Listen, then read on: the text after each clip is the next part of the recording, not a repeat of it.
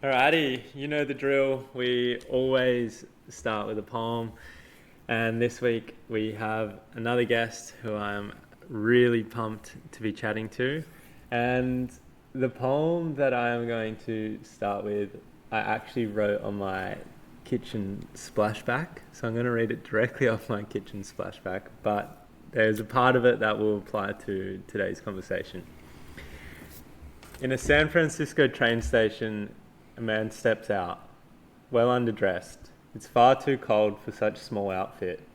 Soon to be greeted by a friend, 6'4" in stature, a warm embrace, one you won't forget. My driver is waiting. Everyone needs a long coat. You see, style is in the eye, not in the pocket. Driven to the studio, next to a rooftop garden. The security guard doesn't know confidence. You won't remember the words, only the places you walked. And in the nights to follow, even the delivery guy is a poet. What is not done with love is only an illusion.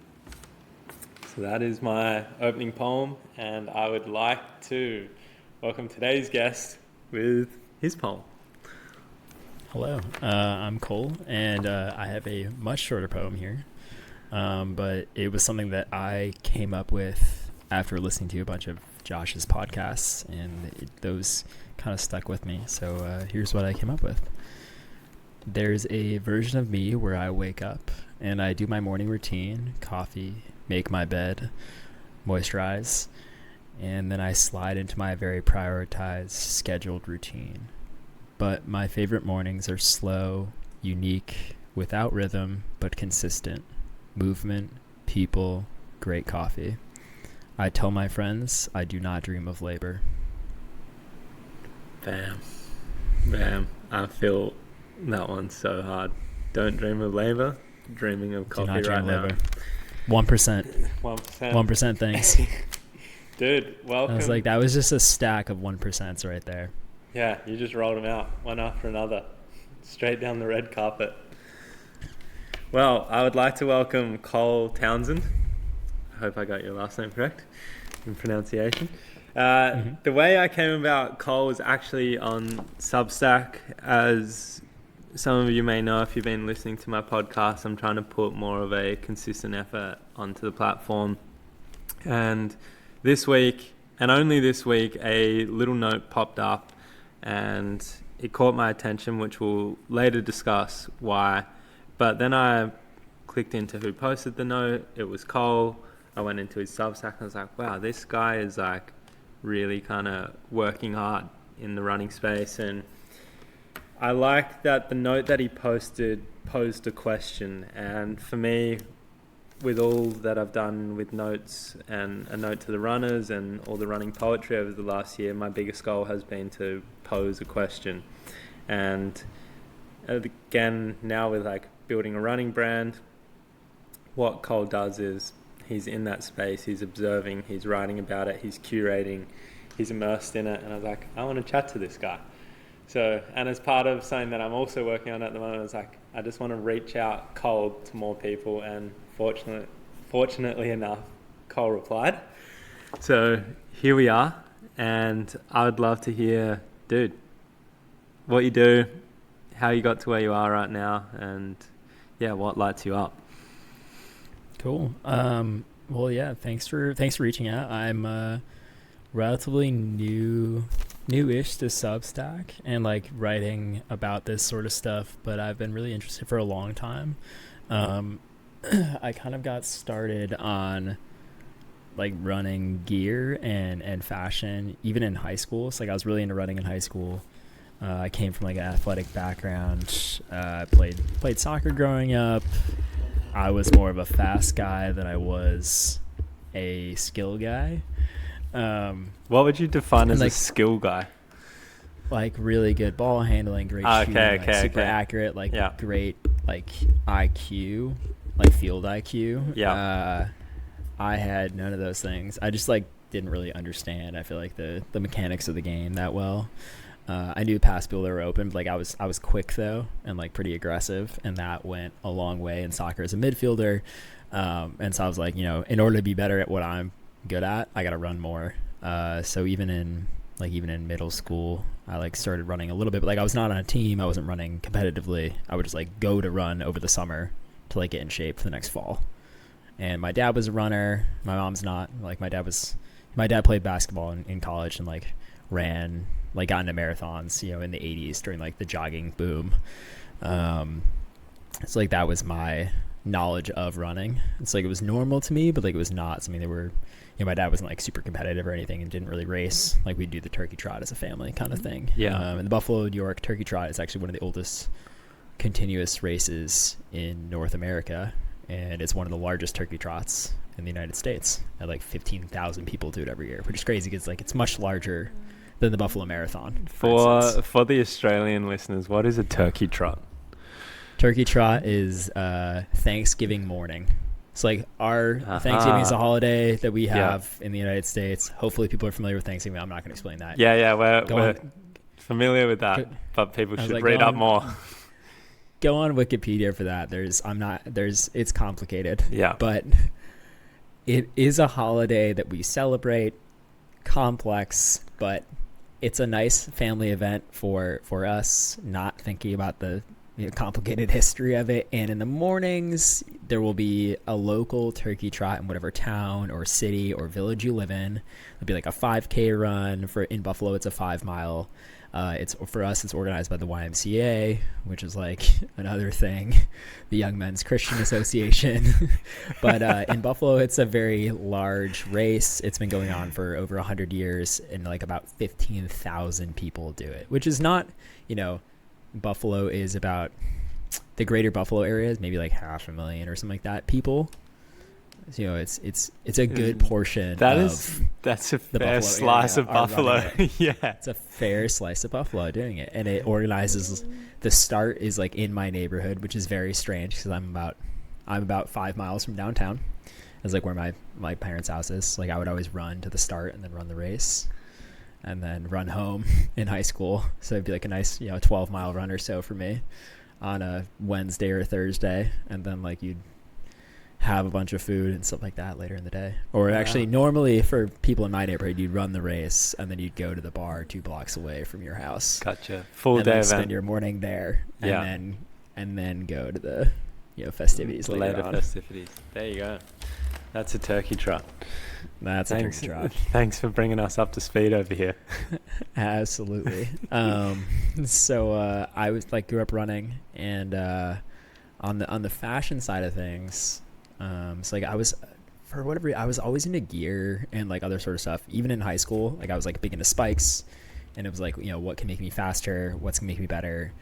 What is not giving me blisters? Like what's the best, I was doing so many 1% in a different way from like you, where it's like 1% was like the little things you enjoy and notice. This is like 1% where like you're doing 99% of the things for training. Like what's the 1% that's going to give you an edge?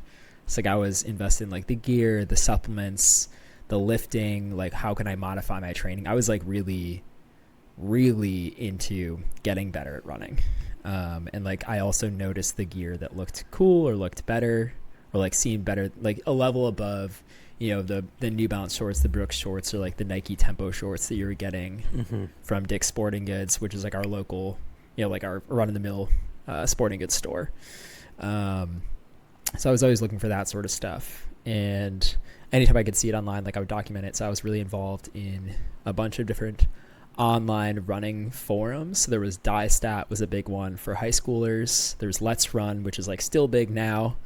I wasn't like a big poster, but like I would read a lot of the training on there. So like I was really a student of the sport as a whole, and the gear was like just one aspect for it. And I started a Tumblr in college and just like posting cool photos and like cool gear. And like I kept that going for a long time, and then kind of grew out of it.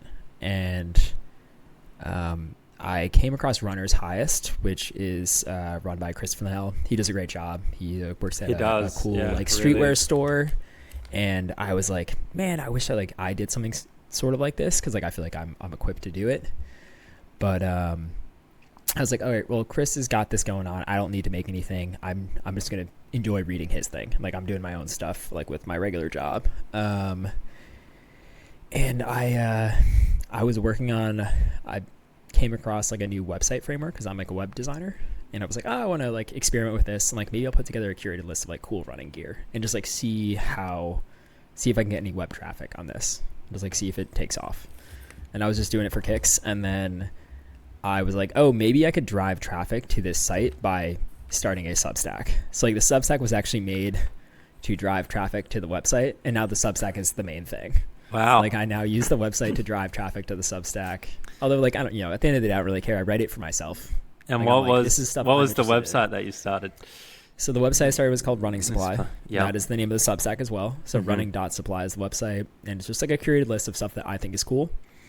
And I built it on this framework called Astro, which is like a very fast web framework that I was interested in using.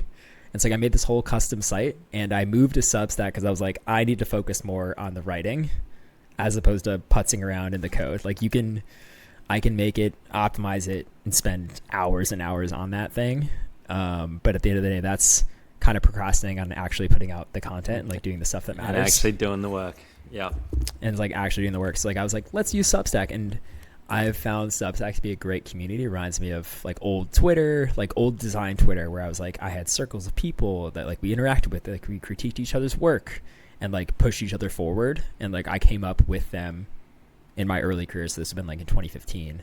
Like I remember I'm still connected with all those people. Wow. Wow. And like same thing on like, so that was on design Twitter. A little bit of that exists in running as well. And like I feel like Substack has a similar environment where it feels like early days, like the heyday of Tumblr, like the heyday of Twitter, at least my heyday. So like that was when I was like in college and stuff like that. It feels really similar. That's I really liked that. I really liked that environment where like I feel like I'm much closer to the people on there as opposed to Twitter or Instagram or anything like that. Do you think that's because of the long form nature, and it's like a very expressive creative platform, whereas like obviously Twitter you're limited to the 140 characters? Like do you think because people get to write so much you're like, I get a better snapshot of who they are? To a degree, but I also feel like it's because it's smaller. So like I feel like Twitter for a while was like just the really online people. So I was like, oh, these are my people. Yeah. Like it was very good at like good and bad. Like it siloed you into like your groups of people. And so like you felt like you had your own like little circle.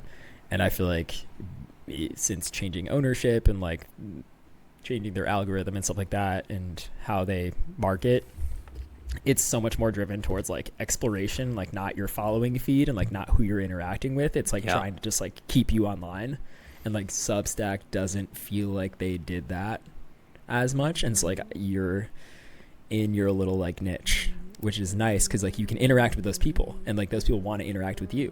Yeah, I've started to see it. It's like maybe a month in now, just like trying to be like pretty consistent on there, and I can already see it like shaping up to be like more running related content, more brand, and it's cool. But I was never in that, like I was on Tumblr but never deep in it, was on Twitter but never deep in it. But now I'm just like, I think I'm ready to go deep into Substack, and have been on it for a while, but as I said, only this last month, trying to like really like sink my feet in. So I'm glad it has that feeling. Hearing your history of where you've kind of lived on the internet, I'm glad. It feels like I'm sure for people that already been there, like they don't feel like it's the new frontier anymore. But like for me, being like relatively new, I've been subscribed to and paying for Runner's Highest probably for 3 years or whatever, but like for me getting involved in it, it feels relatively new. Like before I was like, this is a read only type thing where like you started a Substack and there's an interaction. And I think with like the notes and like how they have their feed sort of set up now, it feels a little more interactive. And I think that's what's changed in my mind in regards to Substack. Like Definitely. It feels a little bit more interactive where like I'm not like, I feel like I can reply to stuff and like people will see it. Or like I feel like I can post notes, and let's say not just like going out and like it's not just like a one-way communication platform. Yeah, I felt very one-way prior to. I had a kind of like notes and stuff. Change of mind the other day because I was like, oh, nobody actually like cares to reply, and then I'm like, but I care to reply to people, so there must be people that would probably care to reply to me. So I think people care on Substack. People care. Like, and it's a smaller like niche community that cares, but like people do care and they will reply, and like I try to reply to people that reply to my stuff. Yeah. And like I do find even the big, like Chris's Substack has like a ton of subscribers. Like if I reply, like he'll reply. Like it's like very 100%. Few people, especially when you know, I don't know, if someone's got 20,000 subscribers and you reply to one of their posts, that's kind of intimidating because you're like 20,000 people are seeing my comment, and like in reality they're not reading it and they don't care. Yeah. But like the writer does see it, and like you might be the only person that's ever replied. Like very few people email me after I put out a newsletter like, hey, I really appreciated this. And so I reply to every single one of those posts because I'm like, or like comments or emails. Like when they email me directly, they're like, hey, I really like this. And I'm like, you have no idea what that means to me. Like very few people say this. Like getting a like on Substack, whatever. Yeah. Like getting someone to say like, hey, this was great. Like, thank you for doing this.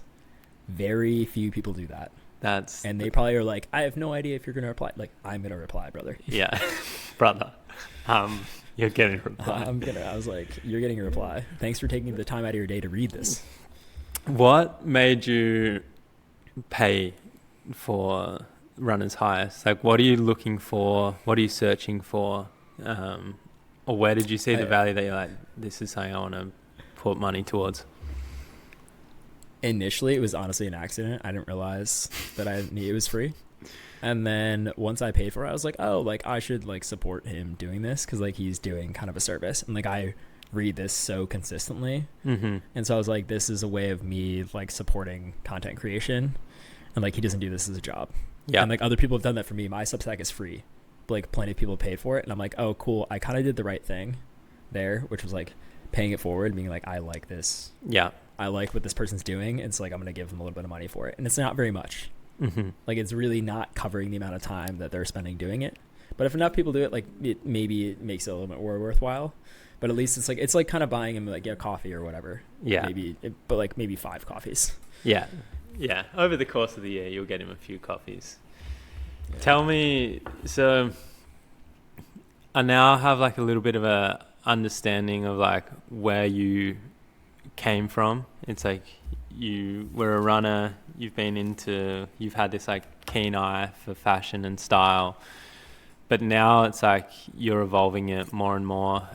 You said before this that you work at Soul Retriever, but like where are you trying to push in your space? Like what are you trying to create? I think for Running Supply, like being able to talk about it, and I have no industry experience. Like I am a part of the industry because I am commenting on it and critiquing it. But like I am coming purely from the consumer side. I've never worked really closely with running brands. I have some friends that work there, so like I know a little bit behind the scenes. But for the most part, I am giving like my consumer perspective and just like taste, which means, you know, like feels very like Rick Rubin-esque, where like he's like, I have no skills. Yeah, I don't. I have no technical stuff. I've just been like observing the running space and like buying gear and running a lot for, I don't know, 17, 18, 19 years now. It's like I've just been around, and like I know I've been really online and like dialed into gear for a long time. So like I know a lot of the history of the stuff, and like I've spent a lot of time consuming it and reading about it and like looking at the history of it. So I want to keep doing that and have a little bit of sway and in the space. I guess I would love to be able to like work with brands and do some interesting stuff in terms of like either archival things or vintage. I did like a vintage capsule with I worked with Swiftwick. Like they were like, hey, we'd love what you're doing and we would love to pay for marketing and like do this whole launch with you. And that was great. And I was able to like, they just like enabled me to like create stuff. Like they were just like, hey, we believe in you as a creator and like as a producer, and like we want you to do this thing, and like we will do everything else. Like we'll cover it. Like you put together the vintage, like we will do the rest of it. And like they did all the sales and stuff like that, and that was really cool. Who's the CEO there, just like believed in me and was like, this is an interesting thing. Like it's a weird collab. Like they're a sock company, they don't do apparel, but he was just like, this is cool, we want to do it with you. And I was like, great. You know, that's like all it takes is like, those people are the best. It's just like, let's just make something happen. Doesn't need to make sense, but we'll do something with it. Yeah. And it was awesome. Like he's like a passionate runner and like was in the menswear space, like back in the, like I saw like some of the old blogs from like he used to like post on Sprezzo, which is like a menswear Substack. Shout out to Sprezzo, they're great. But he's like written for them like years ago and like used to do like all the menswear stuff. So like that was what I grew up reading like in college and in high school. And he was like, I like what you're doing. This is cool. And like, let's do this sort of thing. And it's like, I partnered with them like as people. Like I was like, this doesn't necessarily make sense as like a company. Yeah. And I don't know if it's giving us like a 1 + 1 = 3 sort of thing, but like I believe in the people and they believe in me as people. And it's like, we're going to work together really well. And like that, like the vision came together because of that. Amazing. And like they had really skilled people, but I'm like, I'm working with a sock company. Like it probably would have made more sense to work with like Tracksmith or like for sure running Heritage, all that sort of stuff. But I was like, hey, I like these people and they're good. They believe in me. And I think I'll get a lot of control over this or like be able to have some control over the vision. And we were able to like work really synergistically together. And that was awesome. And where did you source, or what was your approach to sourcing the vintage? Locally and online. Like I live in Boston, so it was easy to buy Boston running stuff. Yeah. And I've just been like collecting it for years at this point. Like I've been buying running vintage stuff for like since I got into buying vintage at all. It's like 5 or 6 years ago. I've been like buying vintage running gear just because like, oh, this is like, I want to get a cool vintage tee, but like why get a random one versus getting one that's like related to what I do or something like a hobby I'm interested in. Yeah. Like in the same way 100%. People that are into bands buy vintage band gear. Mm-hmm. Like I'm not going to buy a vintage, Metallica t-shirt because like I'm not into Metallica. But like a vintage Boston Marathon tee is cool to me because I like the Boston Marathon and I've run it. Absolutely. Amazing. I am very curious. Like I feel like we'll get into some like very tangential conversation soon, but firstly, like what have you been most inspired by in the last 6 to 12 months in the running brand fashion space? I really like seeing what stores are doing, so like individual stores, Heartbreak Running, Up Their Athletics, Winthrow store, which is like a hiking store. There's a couple places in Scotland that are doing some really cool stuff. I'll have to like figure out if I can remember their names, but they're all doing like very cool creative work individually. So like outside of the brands, like there'll be a new product launch and like they're doing their own stuff that is produced by the store. And I thought that was like really cool to see them do that. Just like very interesting work. Like Run Limited did their own like anti-expo for London, and it's been really cool seeing what stores put together themselves, and like they're hiring creative teams and like doing videos and photography work and like paying creative people to do this sort of stuff. And like it's great when brands do that, obviously, but like they're already going to do that, but it's cool seeing the stores do it for themselves and, like, and their own flavor. They're doing their own flavor. And so like it's always telling to see like, oh yeah, this is clearly like something from The Loop, or like this is clearly something from Heartbreak. And like they kind of have their own brands, and I really appreciate like the localization of that. It makes me want to buy from The Loop, or makes me want to buy from Heartbreak. Like I see that. Absolutely. And like I want to support these stores. And, like I don't have to buy, like I could probably get the stuff cheaper elsewhere, but I'm like, I don't care. Yeah. Like I'd rather pay the extra $5 or $10 or whatever and buy it from that store because I'm like, this is cool. Yeah. Or I didn't even know about it. Like I might not even known about this thing. And like I saw it because I followed them. Yeah. Mill City also is based in like Minneapolis. Like they have no reason. Like Minneapolis is not that big, but like they're in St. Paul and Minneapolis, and like they're such a cool store. And like the guy Jeff that like runs the store is awesome. Like they do the sweetest like store projects and like have a great community there and like a pro team and like do very fun projects. And a lot, to be fair, like shout out Nike. A lot of these stores are Nike affiliated, and like Nike gives them a lot of money to do so. But like they're now doing it for other brands because other brands have seen them do it for Nike and are like, oh, we can do this too. It's like On will pay them to do it, or like whatever. And so they're able to do these sort of creative projects on their own. And like that has been super inspiring to me because I'm like, they're doing stuff different, like in a way that's different from how the brands would do it themselves directly. For sure. Like not everyone can afford obviously to do a $250,000 space launch for their ASICS shoe. But like they can do, Mill City did like they did like a cool launch for like some Nike shoe, and did with they made like Nike hockey like Mill City hockey jerseys and like a limited run of like 5. Yeah. Like for their launch, and like that was very Minnesota. Like it was very tied to the place they're in, the brand that they are. Like everything felt like very right for Mill City. That's so sick. I'll have to look that up. Here's the first tangent. I want to get your opinion on Nike, where they sit as an observer and someone who's interested, versus the rise of all the like upcoming, whether you want to call them micro running brands, independent running brands like the Satisfy, the Bandit, the Soar, Tracksmith. Like, do Nike still have a place in the running world, or are we just going to see these? They always will. Yeah, they are so much bigger than everyone else. They always will, and like the people that have money now to spend, it's like people that are like 30 plus or whatever that are just getting into running, those people are not as aware of Nike. But the people that have been running, they like ran in high school. Nike invested so much a while ago doing Nike Cross Nationals and like doing Nike running camps and like advertising and stuff like that. They've done so much groundwork for years and years and years and built up trust with people my age that have been running for 15 years that like Nike will always be cool. And fortunately for the brand as a whole, is like trusted as a high performance brand, and they're trusted as a cool brand. So like they will always be cool, and like have a certain panache to them where like if they want to reinvest, which they're already doing in running, like they will be fine. They're going to be okay. And like they will, if they want to dominate you in a space, they will. It's like if they're like, oh, well, we don't like that we're losing in running, it's like we want to win, like they will win.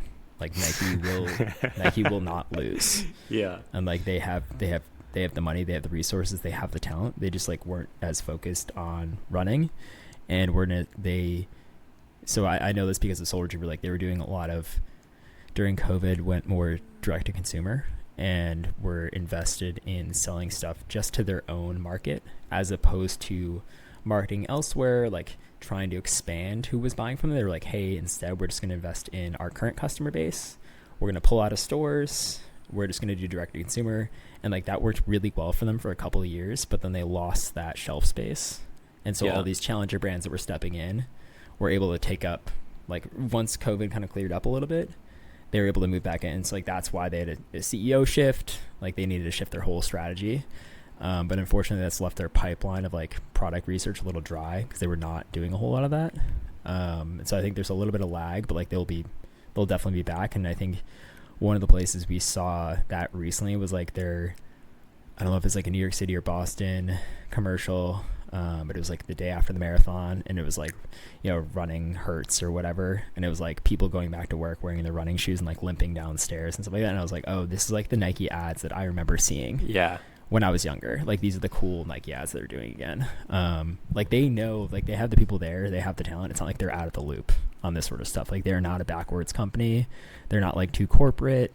Like they are like the Apple of running, where like they're aware of what's going on. It's just a function of like whether or not they're able, like the people that are in there are enabled to do this sort of thing from like a high level strategy. I see that.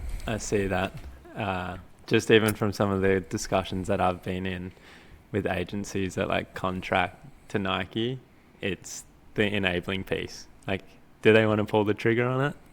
Okay, we'll do it. Yeah, it's like if they know who to work with too. Like they've done there's an amazing, like we can link it in the show notes or whatever. There's like they worked with like a small studio to do this really cool ad with Cole Hawker. And it was right after he won his gold medal. And it was like, he kind of came out of nowhere. I think he was like, to put it in betting terms, he was like plus 1,500 odds. I think I put $10 on him to win, and like that was pretty good. And he was a long shot and like obviously has a crazy kick, but the ad for that afterwards was really fun. Like, and this ad wasn't to sell anything. It was purely a brand ad. It was a brand messaging ad. Just a storytelling piece. It was just a storytelling piece, and it was super cool. But the premise of the ad was like he was being held late at work at his like normal 9 to 5 like white collar job in an office, like very office space coded, and his like boss comes over and he's like, yeah, I'm gonna need you to like do these reports. You're gonna have to like stay late and like maybe work on them over the weekend. And like he's looking at this gold medal that's like on like hanging up in his office cubicle, and he puts it on, and like the guy comes back and he's like, yeah, I think I'm gonna go home. And he's like, you know, you've worked pretty hard, you should go home. And then he's like, Cole Hawker's like, I'm never taking this thing off. And like that's the whole ad. And it was just like it was just like just like a fun ad. And I was like, wow, I haven't seen like something where like I felt anything where I'm like, oh, this is creative, this is cool from like Nike in a while. And I was like, they're back.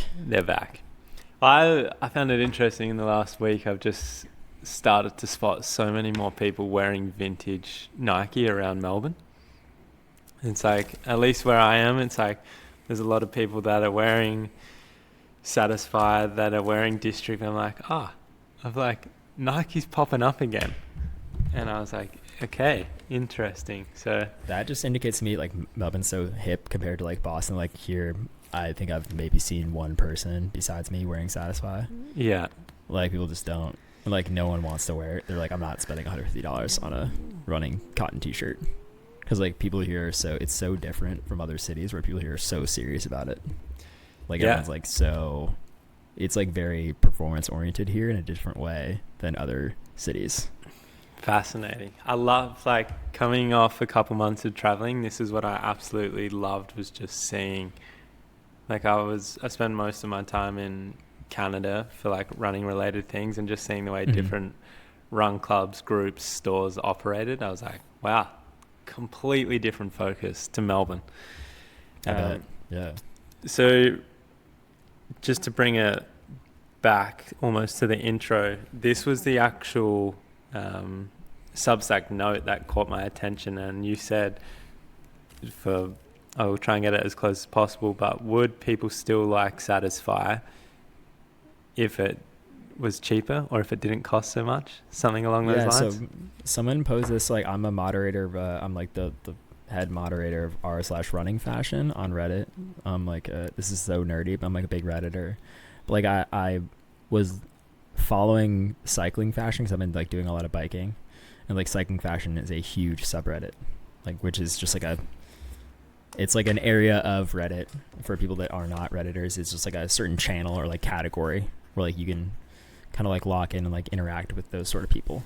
Think of it like as a news column, I guess. Yeah. And so I was like, I got to make a running fashion version, and it already existed, and so I just started posting kind of consistently. And like the moderator was like, yeah, I don't really post here anymore. So like let's like you can be the moderator now.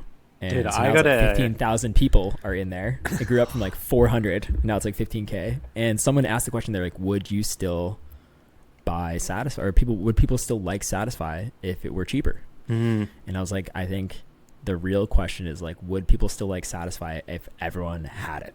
I think it's less of an expense thing and more of an access thing. Because like if it were expensive but everyone had it, would it also still be cool? Because I think the cost is not the factor. I think it's more of buying something or having something that other people can't have, which is just like a luxury fashion thing. Like if you're trying to signal that you're different, which I feel like is the aspirational part of Satisfy's brand, is like they're different, they're outsiders, they're punk. Like if your whole thing is signaling that you're different and everyone has this thing that signals that you're different, you are now the same as everybody else. And so like the people that are buying it for that reason are not going to want Satisfy anymore. Yeah, for sure. And so you lose the aspirational aspect of it. But I think a lot of their stuff is so good that like the average person that wouldn't have bought it before, or like thought it wasn't for them because it was too edgy, would actually really enjoy it. So I think you would do fine. Well, this is kind of where I brought it up with my girlfriend. I brought it up with my friends. I'm like, what is your stance? And I still think that it's like, I still like Nike, even though like half the world owns a Nike garment. So exactly, because it's good stuff. It's cool. Good stuff. And it's not cool because nobody owns it. It's cool because it's cool. It's good, yeah. And I think that like quality and like a cool piece will hold no matter how many people or whatever price point it is.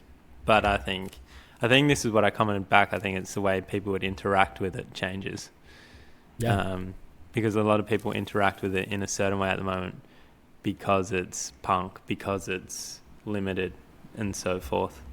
I mean, like, I think any like new challenger brand has this like same problem where like Satisfy's been around for a long time. Like my friend Yeah. introed me to Satisfy. Like he was an early adopter of Tracksmith, or was early to, he introduced me to Satisfy in 2014. It's like right around when it was started. Was like, oh, I got these shorts for UTMB. And he ran 150 miles in them, and he was like, I was bleeding by the end, got horrible shape, and so I did not touch the brand for a long time. Yeah. Because I was like, I don't believe in these at all. And I think they've kind of patched that up, but I think Tracksmith like suffered from the same problem where they were super hot for a while, and then once everyone kind of got it, they lost a little bit of heat.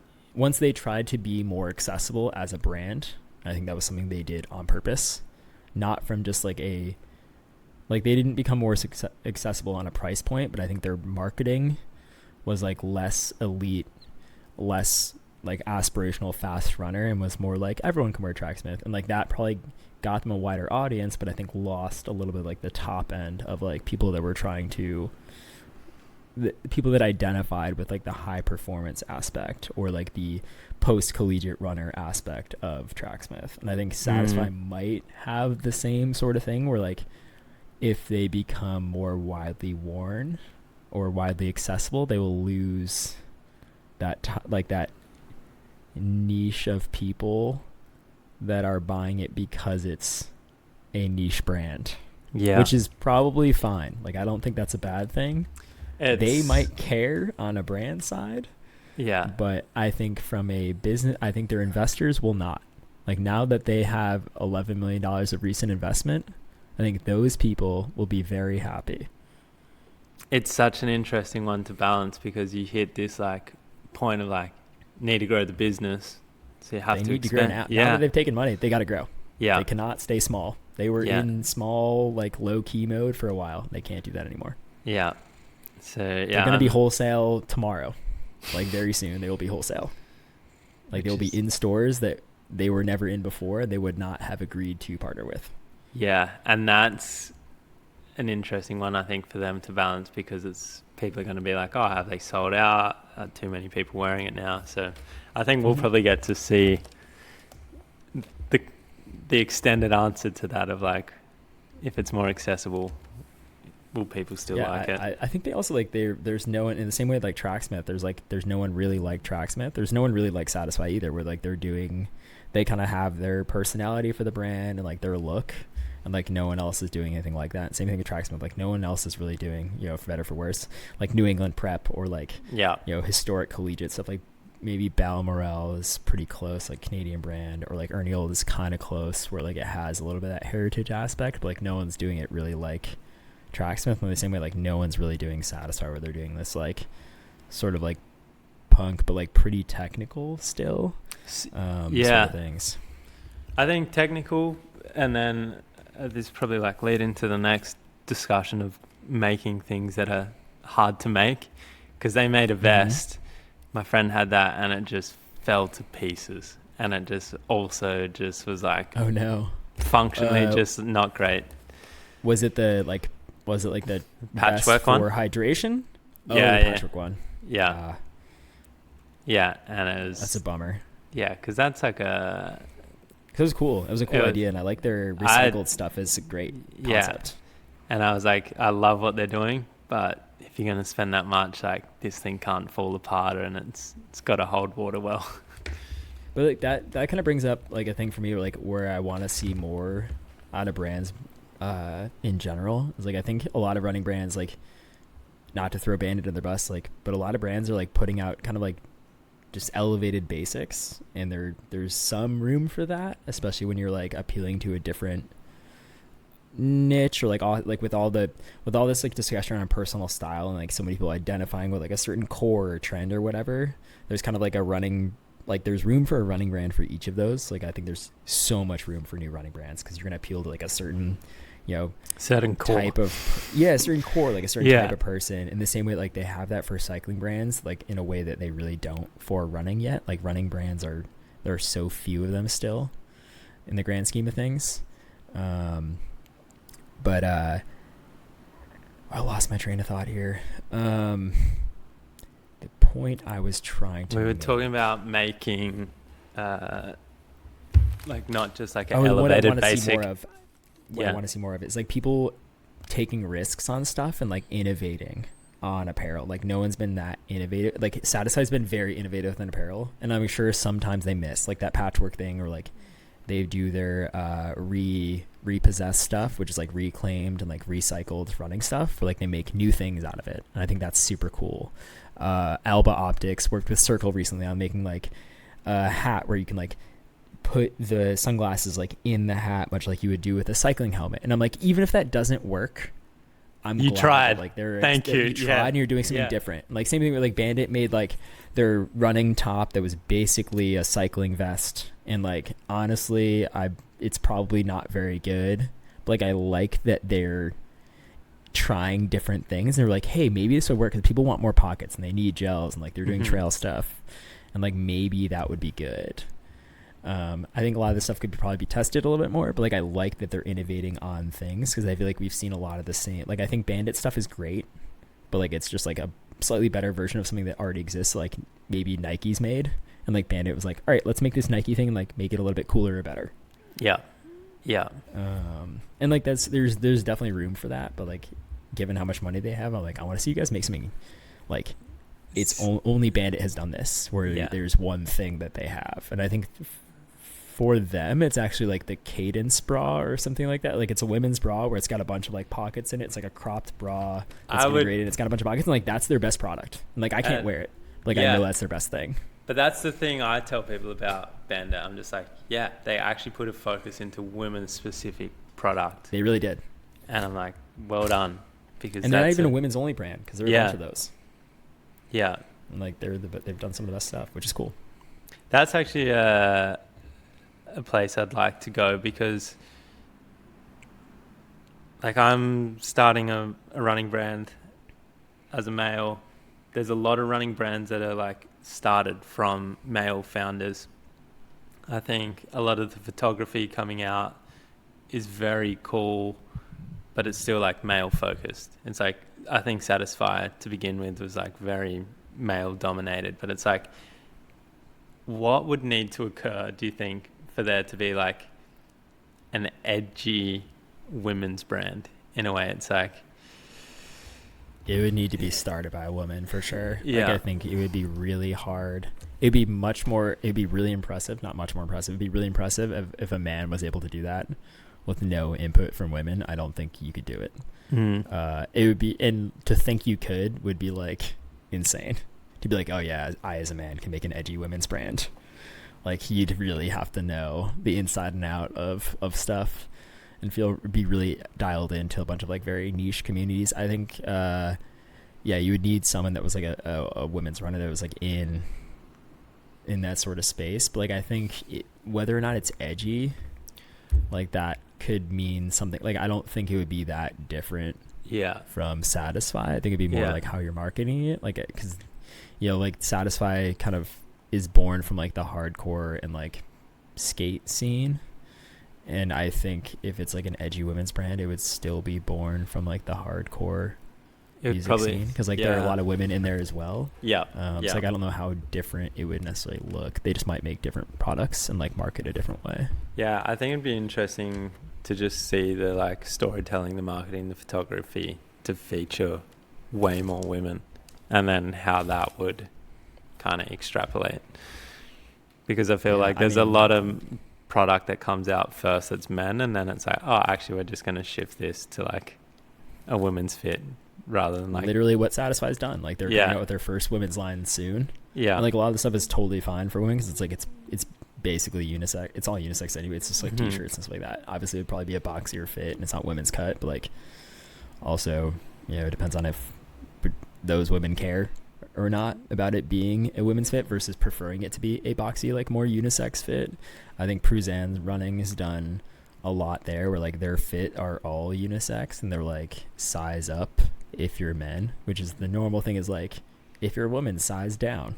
So like they just went the opposite direction. Like a lot of their stuff's like genderless sort of apparel, definitely like more women leaning because it's women founded, like a lot of the stuff I would wear.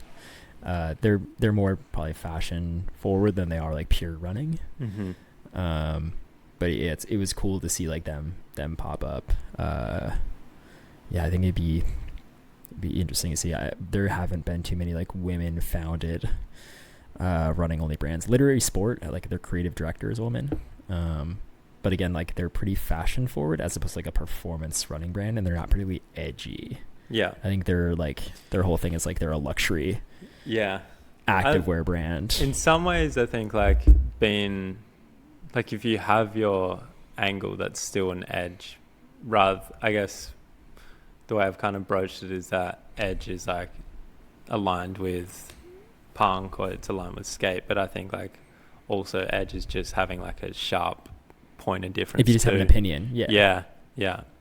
And like there aren't too many, like I think there haven't been like too many opinionated women's running brands. I think there have been plenty of opinionated women's like apparel brands where like you've got Sporty and Rich, which is like their whole thing is you're like a, you know, active wear, you're an active person that's like has a trust fund, or like Outdoor Voices or something like that. Yeah. Which like I was like so about Outdoor Voices when that came out, and I'm like, this is so cool. And like that was a women's founded brand. Like I bought the women's stuff. They eventually added men's stuff. Like I'm so sad I had I love doing things hat for so long. I got one of the earliest pairs, like their Hoka. They did a Hoka collab, and I was like, these are sick. Like they have rainbow laces on them. I'm gonna get these because like they're different from, like I can get a pair of rainbow lace shoes, and otherwise I can't. And as I was just like, this is awesome. Like this is a little more fun than like the regular Hoka, and it's the same price. It's like might as well go for it. On the flip, is there anything that you're frustrated or sick of seeing in the running space? I was like, I could spend so long talking about this. There's so many things on like the branding and like marketing side. I'll like stick there. I am, now that running is getting so big, you're getting the same thing that happened in like streetwear when like streetwear was really big during COVID, or like menswear in general, where you're just getting like Instagram kind of blank brands where like they're just like slapping a logo and doing a lot of like the same sort of like cool guy marketing on like very generic like low quality stuff and taking advantage of new runners. And so like it's more, I'm not frustrated with like the runners buying it. I'm frustrated with the brands that are like preying on those like new people. And then it's also frustrating like we don't have a way of like I think there was that article that came out recently in American News that was about like people being frustrated with run clubs. And I think like it's totally valid to be frustrated. A lot of them don't understand like running etiquette, but I think it's on the people organizing those things to teach them running etiquette. Yeah. And like tell them about it. Like the people that are veterans in the space like need to be telling people about how to do this stuff, as opposed to being like, you can't be here. Like instead of being like not including them, you should be like, hey, this is what you're supposed to do. But in the same way, you know, we should be a little more helpful about telling them like what gear is real and what gear is fake. And like that's kind of what I try to do on the running fashion subreddit as well. Is like there's plenty of people coming in the space who are like, hey, I need some new gear, like what should I get? And I'm like, what you shouldn't get is what is getting advertised to you on Instagram, because like they're just paying a bunch of money to put that in front of you. Like a lot of people are like, I'm going to go on the record saying this now. Like I've never called out UVU Club on the record, but I'm like, UVU Club is like one of the ones that pops up on Reddit. They're like, oh, I bought this stuff and it's falling apart and it's like not good quality. And I'm like, yeah, because it's just like them taking photos of a bunch of like 6 foot tall white dudes with six packs, like doing hard running workouts. And like, it looks really cool. But at the end of the day, like the stuff's not necessarily good. It just looks cool, which is fine. Yeah. But like, it's not going to stick by you when you're doing your, 12-mile long run. So I think that's frustrating to me. And then the other thing is like brands jumping into the space with like no commitment, which kind of overlaps with the Instagram side of things. I think we're going to see like a lot of gaps in like whatever, any sort of brand just being like, oh, we're going to make running stuff now. Like H&M has done this, and Zara have just like added running lines because they know they can make money there. That's one that really crushes me. I'm just like, you're just cashing in on this, like, this upward trend. I'm like, you don't actually care. And it they're just copying stuff. It feels bad. Like I've even seen that with like, now that I'm like doing a lot of cycling stuff, like H&M's making like cycling shorts, and I'm like, I would never buy bib shorts from H&M. I'm like, I don't care, they're $45. Like, or like the Zara carbon plated shoes. I'm like, this is an insane thing to purchase. And I'm like, Oh, someone will, 'cause they I think I saw them, and the copy was like long distance jogger, and I was just like, you guys have lost your mind. But they're also like preying on people that think they need a carbon plated shoe, which like, whose fault is that for marketing carbon plated shoes to them? Not Zara. Yeah. Zara was not marketing. It was Nike, and like all the big brands were like, hey, you need a carbon plated shoe to run fast. Like when people show up to Run Club with carbon plated shoes and everyone's like making fun of them or like, oh, they look stupid, it's not their fault. Yeah. They don't know that they don't need this. They were told that they did. And like maybe they should be a more concerning consumer. But like also people that are in Run Club would be like, hey man, you should get like a regular trainer. That's going to be more suitable for you to do your daily mileage because that's going to keep you healthier. And like save that carbon plated shoe from when you're racing and then you need to go fast. And like if you still want to run at that at the end of the day, like that's fine. But like that's on the brands for like that's on marketing for doing that to them. Like they're advertising stuff that people do not. Obviously all advertising is telling people to buy stuff they don't need. But like this is especially so. And now that there's so many more new runners in the space, I feel like we need to do more to like take care of those people and like educate them, as opposed to being like, I don't like you because you're a new runner and you're like not from here, and like pushing them out. Yeah. Like there's the whole bring them in, give them a hug and be like, wear this. Think about this. Yeah. Like, think about this, like wear this, like be a concerning consumer, be a concerning athlete, be, have some courtesy when you're out in your run and don't run 5 abreast on the sidewalk. There are other people out trying to use the space. I think also something that comes through from what you're saying is like, and I guess it falls under being a concerning consumer, but just like buy from people that care. And I know you could argue that H&M care, but it's like they just don't. It's like at the end of the day, it's a business trying to make money. And like, as much as I'm frustrated with a lot of brands, like I have friends that work there, like they're just trying to employ people. Yeah. It's just people trying to make, like, the businesses are for profit. It's like not all of them can be. It's amazing when they can do well. Like a lot of them just are not gonna do well. And like you can hold them to as high a standards you want, but like at the end of the day, I'm pretty cynical about brands in general. Like really big ones. Because I'm like they're beholden to shareholders and big investors and earnings days. So like they're gonna do stuff that is probably not for the best. And like I think that's the beauty of smaller brands like Tracksmith and Satisfy and stuff like that, where like they can, while they do have investors, they can operate a little more consciously with like how they do things. And it's like it's cool to see. People do hold them accountable occasionally. I think Satisfy has kind of gotten a pass being a European brand, honestly. Like Tracksmith came under a lot of heat for like not being inclusive, for being too expensive, and like Satisfy has gotten none of that.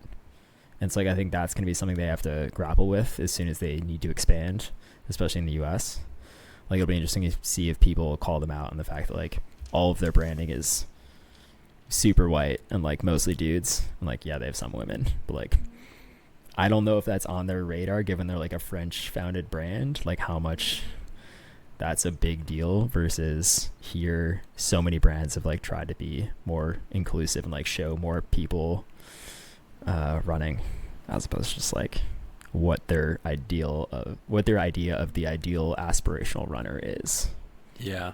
And if you look at like Satisfy's camp they just had, like that tells you all you need to know. And that was super cool. Like, don't get me wrong, it was super cool. But like in theory it was cool, but I actually think they dropped the ball there. I was just like, I felt like all their photography, all their campaigns and everything has always been epic. And I know this was meant to give a feeling of like, hey, you get to like look in, but I was just like, I feel like they went Lululemon-esque on their photography.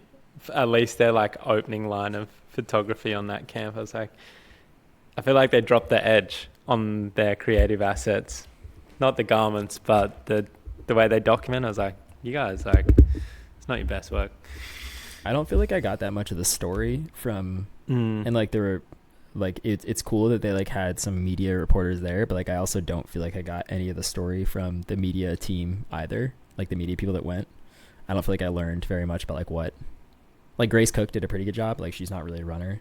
Yeah. And like neither person they sent were like really runners. Like I don't feel like I got the whole concept of the thing. I think it's a good idea for them as a brand to like be like, hey, let's bring together all our pros and like do some content. but there was no like real storytelling there, despite it being like very idealized American West. Yeah, I feel much the same. I was like, you had it all It is there, cool. but didn't pull it together. Yeah. That was my takeaway anyway. Yeah. Like I would have loved to have been there. Like, yeah. I would think, Oh, absolutely. Yeah. When Grace was like, it felt like getting a golden ticket when I was like invited to come here to like report on it, like I would have felt the same way. Yeah. And It's I'm one of sure I those would've felt things you'd differently like. if I attended it. But I feel like Yeah. the way that they marketed it and like the way the storytelling was done was maybe a little. I'll have to go and you'll have to link. You'll have to go next time.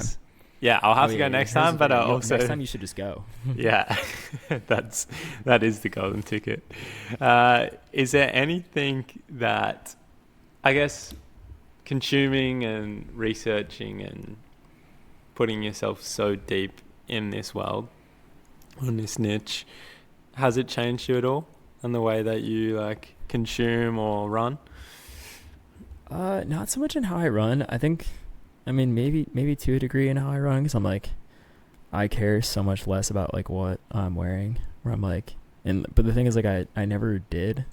Where I was like, I could wear the cooler stuff. But I'm like, at the end of the day, like, I'll wear whatever's in my car when I show up to the run. Like, I'll regularly forget stuff and be like, oh, I just did not prepare for this at all. Yeah, And it's like I just got like a hoodie, or like I don't know. I went for like a rainy run once, and I'm like, I'm just wearing like. I have one pair of Gore-Tex pants that are like for camping, and like I'm running in these, and like that's what's happening. And like I'm running in my like Patagonia raincoat, but it's not like a running raincoat, it's just like a raincoat. So I'm like running in rain pants and a raincoat, and it looks silly. Like I think I've cared so much less about what I'm wearing, and like I love seeing all the new stuff coming out, but I'm very glad that I think I get my fix on like talking about it and critiquing it as opposed to needing to buy it now, which is good. Sustainable place to be. So much more money. And like I feel bad for all the people reading it. We're like, wow, this is so cool. I need to buy it. Yeah. And like that's how I felt reading Chris's thing. I'm like, I need to have this thing. And now that I'm talking about it, I'm like, I kind of got my fix just like talking about it. And like now I don't really need it anymore, and that's better. Yeah, I think now like I have plenty of running stuff just like from my college days and running with I ran for like the competitive, there's like Boston Hares, like, which is like our like the Tracksmith racing team, and like I got plenty of gear from that. It's like I just have more running stuff than I possibly need. It's like I don't need to buy anymore. It's like when I do get something, I'm like, because I really want it, and because I really believe in the brand. It's like I bought like I think now I look more of it as like, am I supporting this brand, as opposed to like, is this something I really, really need? Or like, I don't know, I think his gear is cool. I'm like, there's plenty of gear that's cool, but I honestly believe in it's like I got some stuff like support friends that are starting brands, or like, just like new stuff I see popping up, because I'm like, all right, I'm going to support their vision. And like, that's what I'm doing now, as opposed to being like, I'm buying this just to buy it because I want a thing, or like I want to run in it, or I need it. I'm like, I can use this, but I believe in the thing. It's like I came across Nash Howe, who's like a former or D1 javelin thrower. I'm loving his journey and what he's doing is mad. Yeah, and he's like an incredible creative person. Like, this is a creative project for him, and is not like, he is not a business person first. No offense to him. Yeah. And I don't know if you'd even take offense to that. Like, he is not a business guy first. Like, that is not. Maybe at the end of the day he cares about making money, but I think the whole thing is like, he wants to build a great running brand and like really believes in building one. And he's a musician, he's a videographer, he's a creative director, he's a designer, he's a photographer, he does it all. And it's cool to see him be able to do all of that around this running brand and also make really good gear. Like, my most worn running jacket, I wear more not running.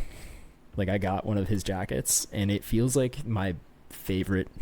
It feels like a high-end cycling jacket, which is to say 5 times better than any running jacket I've ever touched. Like, all the cycling gear I have, everything I've ever owned for cycling is 10 times better than anything I've ever touched in running. And like, it's not 10 times more expensive. Yeah. And so like, it's really quality, and I'm like, got this fits good, it looks great. And like, I wear it outside of running, and I'm like, that is amazing, because I don't feel like it sacrificed anything on the performance side of things. And I think that is the bar. It's like, that's what's changed me. Now I'm like, the bar for like performance, like if you're not clearing that bar, like Dude, shout out Nash. That was a glowing review. Yeah. And I got a lot of heat for like supporting him early on Substack. Everyone's like, why is this brand big? I'm like, I believe in it, man. Yeah. Because I've seen it. Yeah. I met the guy, I've talked to him because I have the stuff, and like I didn't get a deal on it. I bought it. Yeah. Like I'm sure he would have been like, Cole, you can have one thing or whatever. No, I'm like, no, dude. Yeah. I'm buying this from you. Like, this is your business. Like, you're not even, like, maybe you're breaking even right now. Yeah. Yeah. I think that's something I'm super curious about as well, is like people. If you can get a hold of it while you're in the United States or whatever, because I'm sure it's difficult to get to Australia or whatever. But yeah. I deal with the other side of that, of shipping stuff to everybody in America and Canada and Europe. Man. I'm just like, thanks for buying something from the bottom of the world. Yeah. So I should probably return the favor and buy something from your side. But yeah, I think, and it's probably circulated around on the internet for a while, it's like you'll so happily buy something from like A-list celebrity or a huge brand, and it's just like, show the same love to like somebody that's like doing something small, and don't expect a discount. Yeah, Alex Zano, who like does these hats. Like I came across the hat really early on and was like, I love this, and like he's built a whole brand on it, and it's like, it's so whimsical, and like it's probably not for everyone, but I'm like, this is like fun and brings like whimsy back to running in a way that's like not childish. It's beautiful. Yeah, and I think he does that and it's well very through his photography. Different. It's like, and it's so different from what Nash is doing, but I'm like, this I also love. And it's funny that like something like what Nash is doing is appealing to me, but in the same way like something from Alex is appealing to me. And I'm like, they are very different. They're serving very different types of people, and like very different. It has a very different brand and ethos to it. And I'm so glad they're doing this though. Yeah. And I think that goes back to like what you were saying. It's like there's so many different cores or different personalities that can live in the running space, that there's a lot of space for brands to come up. And like I like supporting the people when it's like one person behind it. I'm like, I like this like more because you're doing it, and like I know the person behind it, as opposed to like some faceless brand or really big brand. Yeah, there's a guy, Grayson Hart, and I've had him on the podcast. He was from Pure Sport, and now his quest now is to make shoes, like a very minimalist shoe. But in the meantime, he's like come out, he's made hats, he's just released like such a beautiful knit. But I'm like, dude, I just back you in all the way. Like your journey is stunning. Whatever it is, like I'll buy it, or like whatever. I want to support you. I want to see you do this. Yeah. And like, you know, once you're privileged enough like to have the money to be able to do this, like it's great. Like I like being able to support. You know, when my friends like started a menswear business, like I bought all the stuff from him that I could afford. Yeah. And it was all good. And like, unfortunately, he's not doing it anymore. But I'm like, I'm glad I have this now, because I now have a piece of your story, first of all, and B, I have a bunch of really nice stuff. 100%. I think I've got through most of the questions that I wanted to ask you. But is there anything that's like burning up in you that you're like super passionate to talk about or want to open up as a discussion? I feel like I really got into it. Like I feel like I leaned into like a lot of the tangents we were touching on. I think the like getting on like the what are you sick of? I was like so excited about that question. It's like so many things. I'm sick of like really shallow brands, shallow content. Like not like the people and the brands that aren't, in to put it in your words, doing the work. Mm-hmm. Well, I guess in a different way. Like they are showing up consistently. They are doing some kind of work. But I'm like, I don't appreciate it. I'm like, it's very lazy. I'm like, the brands that are just like logo slapping stuff, or like the Instagram accounts that like all they're doing is reposting stuff with like no commentary. Yeah. Like that hurts me. And so like I love seeing people like going deep on stuff, or like doing it for passion. Yeah. And like obviously you got to make a living, but like it's cool seeing people do stuff because like this is interesting, or like doing stuff because they're like, I want to, you know, Soar doesn't need to do. Like the Soar brand, they've been like doing an artist series, and like they did Alexano, like they did some other people too, and I'm like, they don't need to do that, but I'm like, it's cool because they're like, hey, we can support artists, and so we're gonna do that. And like John G does that. They've been doing that for a while. We're like, we're gonna support artists, or like support an athlete that we work with, and like so we're gonna do a collab with them, or like do some unique art. And I think that's really cool. We're in a position where we can support artists, Yeah. So like, we're going to do it. Like, that's great. Yeah. Love seeing people do that. So that's what I'm passionate about. And like, that's where I like with the stores, like the stores are doing the same thing. Where like, we're working with local creatives, we're working with our internal creative team, and brands are giving them money. Like, we're supporting artists. And I think that's awesome. And it doesn't always make sense. Like, it doesn't always like directly, it's very hard for that to show up on a balance sheet, like the effect of that. Yeah, you can't measure that, but I guess that's the magic, right? That you got to believe in. Yeah, I mean, like Nike's believed in it, and I think it's paid off dividends over years because they're where they are now because of it. But it's really hard for that to show up on a balance sheet. So true. Just to like wrap everything up, there's a few things that I kind of want to ask to bring it together. But what kind of tips would you give people when they are buying running gear? Like, how can they be a more like conscious or concerning consumer and therefore runner? Yeah.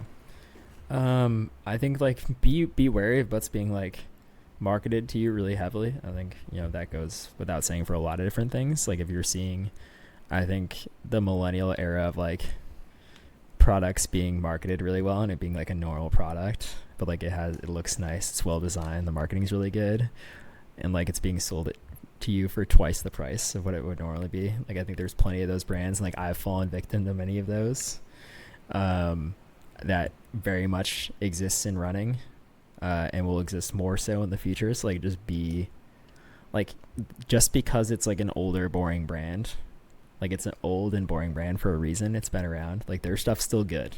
Like, you don't need to be like, I'm not buying Nike or whatever. Like, maybe you don't like the Nike brand. That's fine. There are plenty of reasons not to like Nike, but that does not mean their stuff isn't good and like it falls in a good price. Also, no one's going to think anything about your outfit when you show up to the run. In fact, people might think more about it if you show up in all Bandit or all Satisfy. Yeah.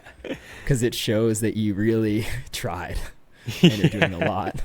Unless you're like maybe in New York, and then like if you show up in all Bandit, no one's gonna care because like everyone shows up in all Bandit.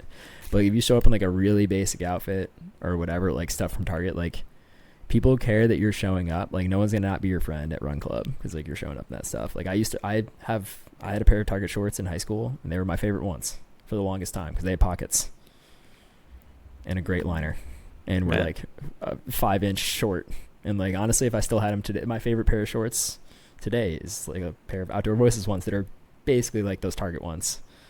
And it's like, I think, get the stuff that makes you feel good when you run, and like there's nothing, like zero judgment, nothing wrong with that, but like don't feel like you need to keep up with all the trends and that sort of stuff, because like there's always going to be new things coming out.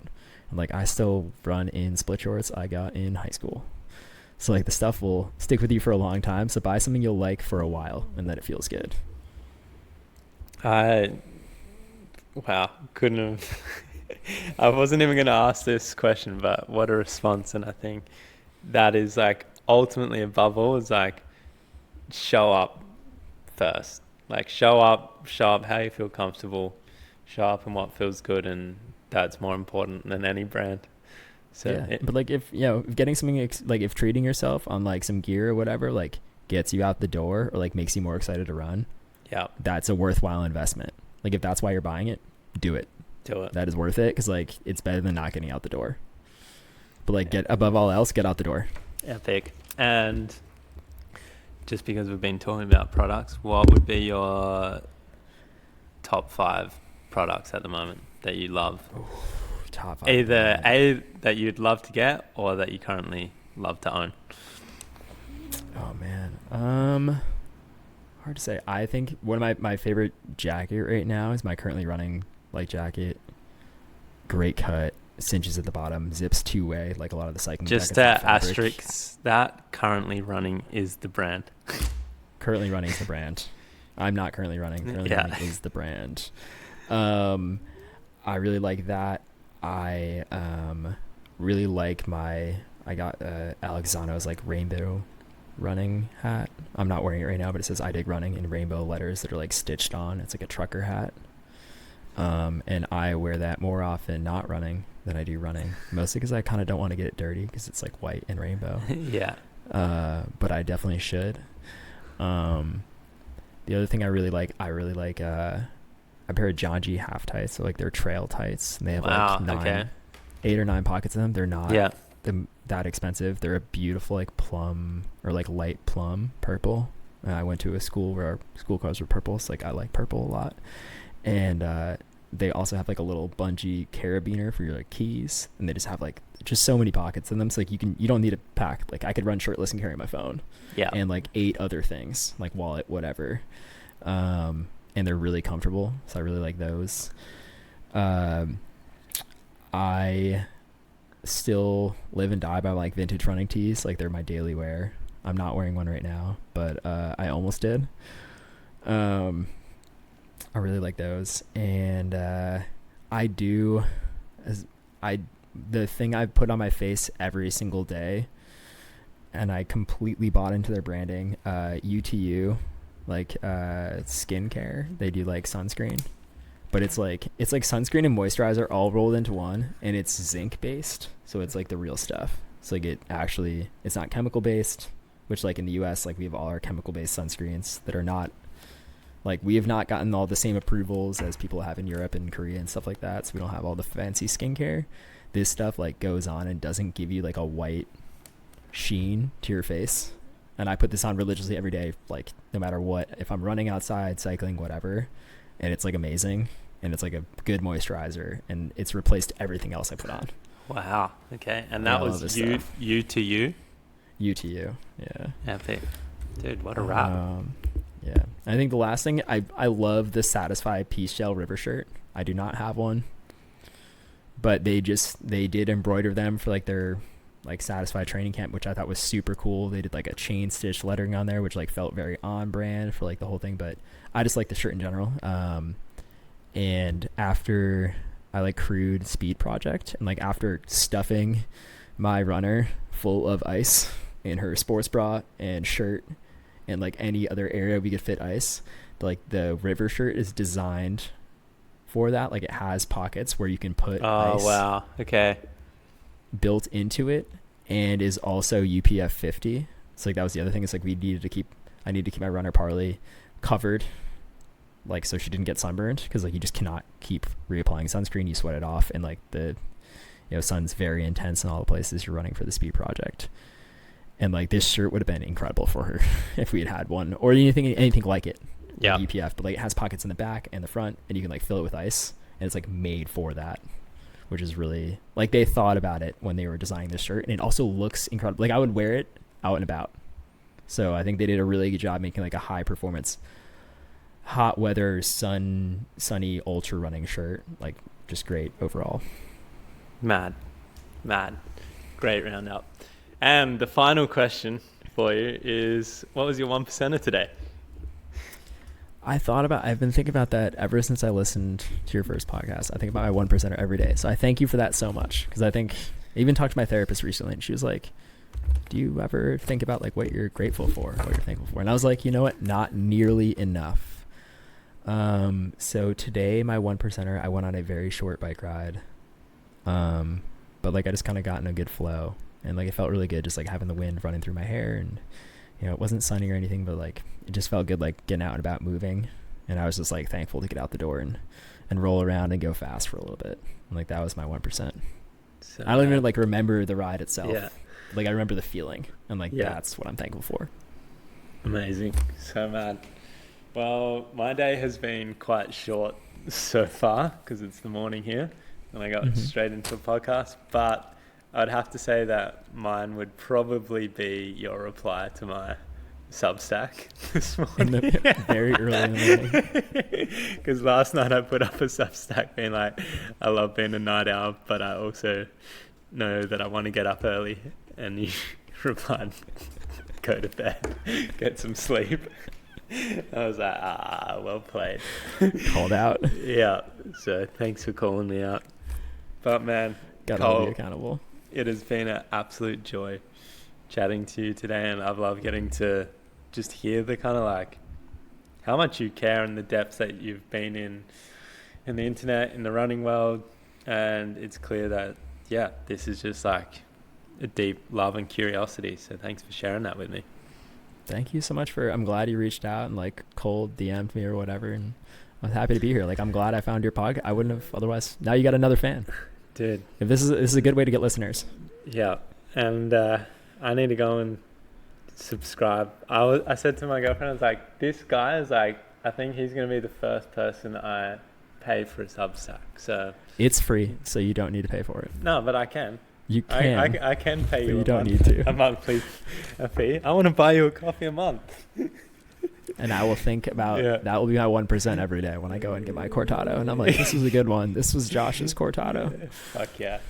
I'll send you a pic every time I get one. Great. That's worth its weight in gold. Alrighty. Well, thank you so much. Just actually one more thing. Where can people find you? I know we've mentioned it, but I want to make sure they really know again. Yeah, so I am on Substack at runningsupply.substack.com. And then I have like a curated site with a store finder and a bunch of other like cool products that are more so archival at running.supply. So the domain, the TLD for the domain is .supply. And that's also on Instagram as well, running. That is supply. Also on Instagram, running.supply. I mostly just post my Substack stuff on there. Amazing. But yeah. Alrighty. That's a wrap. Thank you so much for having me. Thank you.